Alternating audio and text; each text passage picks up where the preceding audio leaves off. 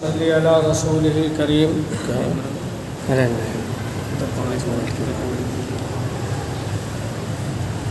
اما بعد قال النبی صلی اللہ علیہ وسلم خیرکم من تعلم القرآن وعلمہ او کما قال علیہ الصلاۃ والسلام.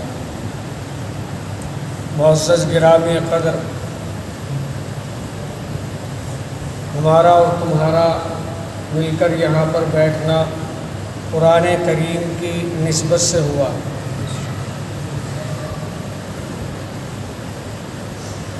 اور نسبت بہت بڑی چیز ہوا کرتی ہے،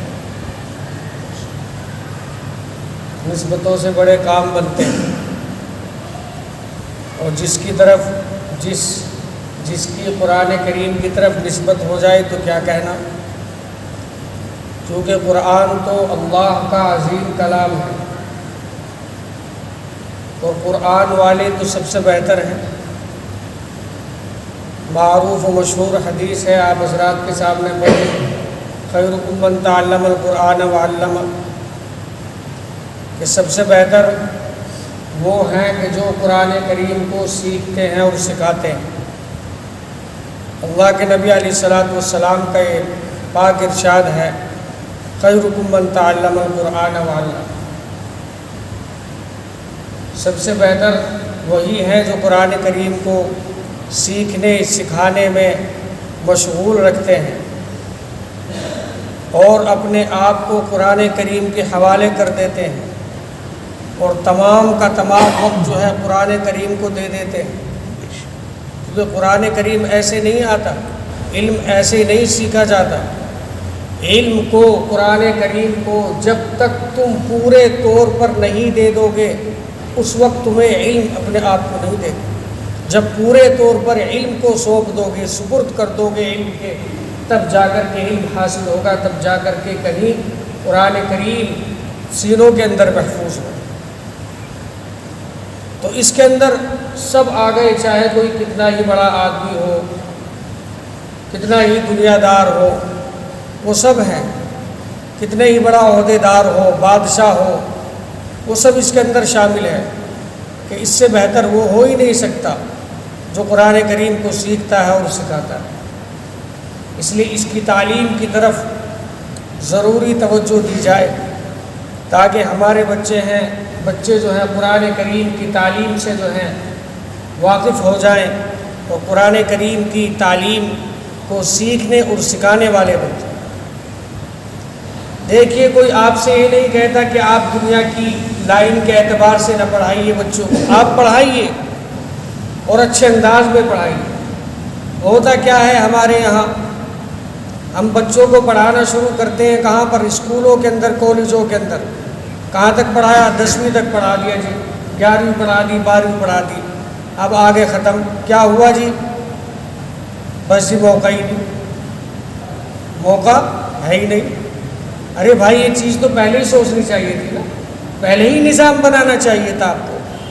اب تم نے نہ وہ دنیا کا چھوڑا نہ اور نہ دین کا چھوڑا، دین سے ہٹا لیا تھا دنیا کی وجہ سے، اور اب زیادہ ترقی نہیں دلا پائے آپ اپنی کمزوری کی وجہ سے. تو دونوں چیز سے وہ آدمی ہاتھ دھو بیٹھا، قرآن کریم کی تعلیم سے بھی ہاتھ دھو بیٹھا اور دنیاوی تعلیم سے بھی ہاتھ دھو بیٹھا. کیوں؟ کیونکہ آج کے ٹائم میں 10ویں 11ویں 12ویں کوئی حیثیت نہیں، کوئی حیثیت نہیں. اس لیے آپ پڑھائیے اور اچھے انداز میں اپنے بچوں کو جو ہے دنیاوی تعلیم دلائیے. لیکن یہ یاد رکھیے، قرآن کریم جو ہے وہ ہماری مذہبی کتاب ہے. ہم اپنی مذہبی کتاب کو کیسے چھوڑ سکتے ہیں؟ ہم اپنی مذہبی کتاب کو کیسے چھوڑ سکتے ہیں؟ جو مذہب ہمیں بتلا رہا ہے اس کو کیسے چھوڑ سکتے ہیں؟ تو آپ جو ہے اپنے بچوں کو پڑھائیے، لیکن ساتھ ساتھ میں قرآن کریم کی تعلیم سے، قرآن کریم سے ہمارے بچے اس طرح سے واقف ہونے چاہیے کہ وہ قرآن کریم کے ماہر ہوں اچھے انداز میں. حدیث پاک آپ نے سنی ہوگی، وہ سنتے رہتے ہیں، فضائل اعمال یا غالباً منتخب حدیث میں آتی ہے کہ جس کے دل میں قرآن کریم کا کوئی ٹکڑا نہ ہو، کوئی جز نہ ہو یا ایک بھی حصہ موجود نہ ہو، وہ ویران گھر کی طرح ہے.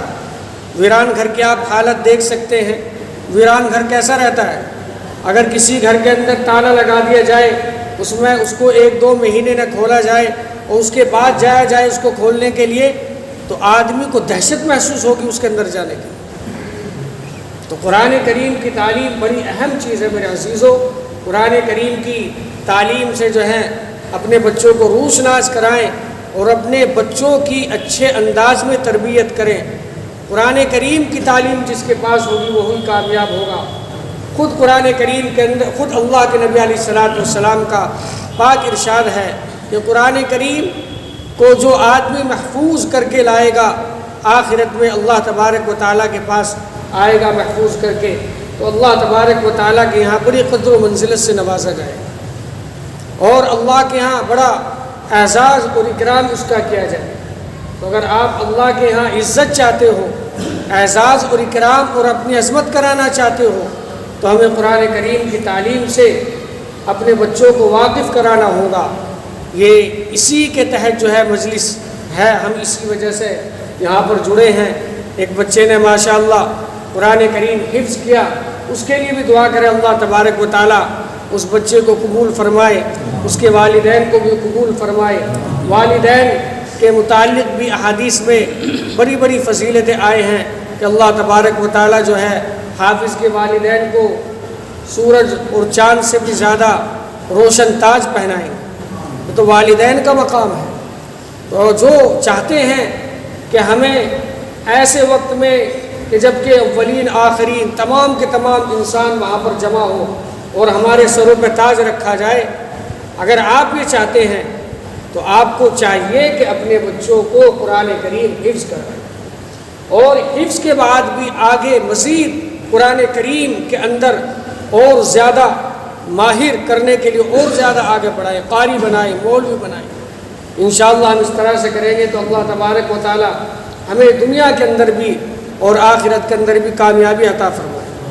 آج جو ہم بدحالی اور خستہ حالی کا جو شکار ہے اس کی وجہ یہی ہے میرے عزیزو کہ ہم نے اپنی مذہبی کتاب قرآن کریم کو چھوڑ دیا ہے۔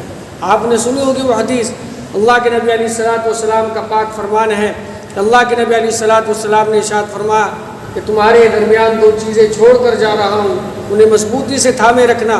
انہیں مضبوطی سے آپ تھامے رکھو گے تو کسی بھی طرح کی دنیا کے اندر تمہیں کوئی پریشانی نہیں آئے گی، گمراہی تمہارے ارد گرد کو بھی نہیں پہنچے گی۔ لیکن جب تم ان کو چھوڑ دو گے تو سب چیزیں جو ہیں تمہاری مخالف ہو جائیں گی اور سب چیزیں ہیں تمہیں اس طرح سے نظر آئیں گی گویا کہ یہ ہمارا دشمن ہے۔ وہ 2 چیز کیا ہے؟ وہی ہے اللہ کی کتاب اور جناب نبی کریم صلی اللہ علیہ وسلم کی سیرت و سنت۔ ان دونوں چیزوں کو ہمیں مضبوطی سے پکڑنا ہے۔ ہم نے جو ان کے اندر کوتاہی کر لی ہے، کمی کر لی ہے، ان کو اچھے انداز میں مضبوطی کے ساتھ پکڑ کر کے عمل کرنا ہے۔ اللہ ہم سب کو عمل کی توفیق و رحمت فرمائے اور اللہ اس بچے کو بھی قبول فرمائے۔ استاد محترم جناب حضرت مفتی صاحب کو بھی اللہ تبارک و تعالی عمر میں برکت عطا فرمائے۔ مزید اللہ تبارک و تعالی حضرت مفتی صاحب کو قرآن کریم کی تعلیم کا ماہر بنائے اور قرآن کریم کو بچوں کے حفظ کرنے میں ملکہ عطا فرمائے اور حافظ قرآن کے والدین کو بھی اللہ تبارک و تعالی قبول فرمائے اور اس بستی کو بھی اس حافظ قرآن کی برکت سے اللہ قبول فرمائے۔ اللہ ہم سب کو عمل کی توفیق و رحمت فرمائے۔ وما علینا الا البلاغ۔